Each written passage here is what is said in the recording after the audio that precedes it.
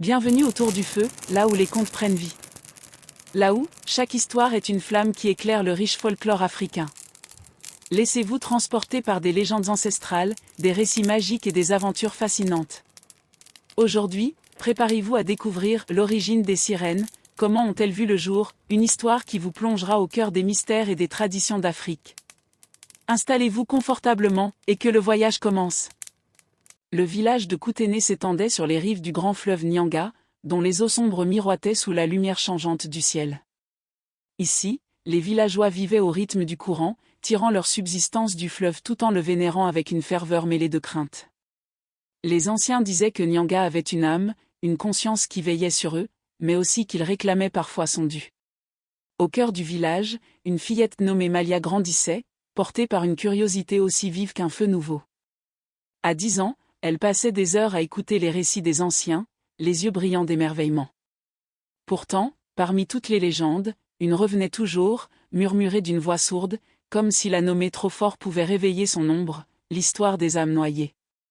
Chaque soir, lorsque le vent nocturne effleurait la surface du fleuve, un chant s'élevait de ses profondeurs.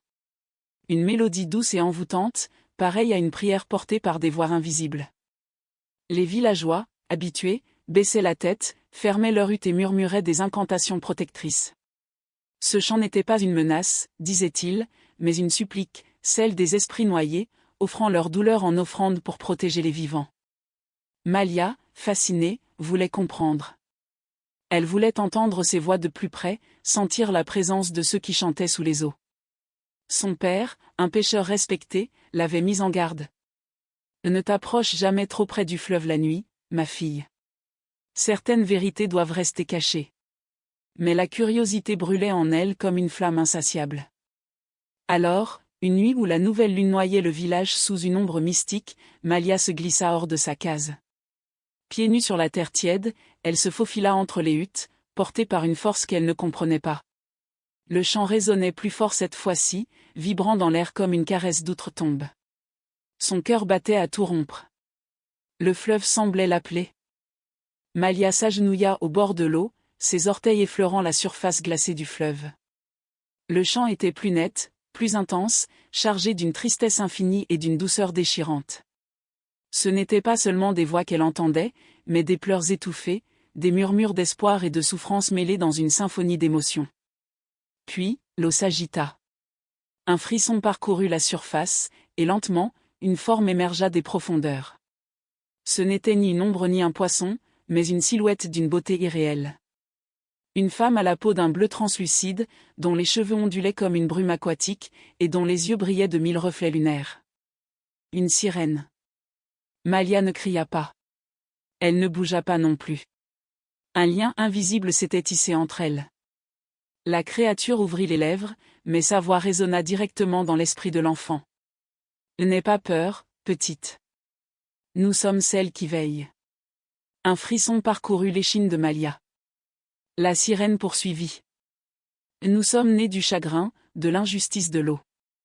Chaque vie prise par le fleuve n'est pas oubliée. Les noyés se sont unis pour former ce que je suis. Et nous chantons, non pour nous, mais pour vous. Alors, Malia comprit. Ce chant était bien plus qu'une lamentation, c'était une prière, un rempart invisible contre la malédiction du fleuve. Une supplication pour que plus jamais un villageois ne connaisse le sort des âmes englouties par Nyanga. Soudain, un bruit derrière elle la fit sursauter. Son père, alerté par son absence, accourait vers elle. D'un mouvement fluide, la sirène plongea dans l'obscurité aquatique, et l'eau retrouva son silence. Seul le chant demeurait, vibrant avec une intensité nouvelle, enveloppant le cœur de Malia d'une chaleur mystérieuse. Elle venait de percer un secret ancestral. De retour au village, Malia ne put garder le silence. Devant l'assemblée réunie autour du feu, elle raconta ce qu'elle avait vu, ce qu'elle avait entendu. Sa voix tremblait d'émotion, mais elle ne faiblit pas.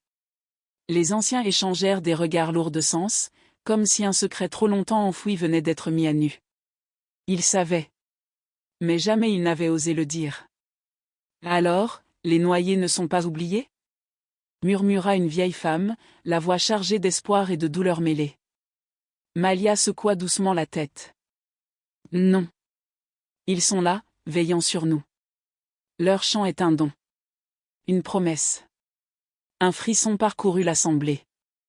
Ce soir-là, pour la première fois, les villageois ne fermèrent pas leurs portes au chant du fleuve. Ils ne murmurèrent pas d'incantations apeurées. Ils écoutèrent. Et lorsque la nouvelle lune se leva, un miracle eut lieu. Une voix s'éleva parmi eux, puis une autre encore. Bientôt, tout le village entonna la mélodie sacrée, mêlant ses voix à celles des âmes du Nyanga. Ce n'était plus un chant de peur, mais un hommage. Une communion. Ainsi naquit la tradition. À chaque nouvelle lune, le chant retentit sur les rives du fleuve, en reconnaissance et en gratitude envers les esprits protecteurs. Et, au fond des eaux sombres, la sirène écoutait. Un sourire gravé sur ses lèvres translucides. Si cette plongée dans le folklore africain vous a enchanté, pensez à liker, commenter et vous abonner pour explorer encore plus de contes fascinants.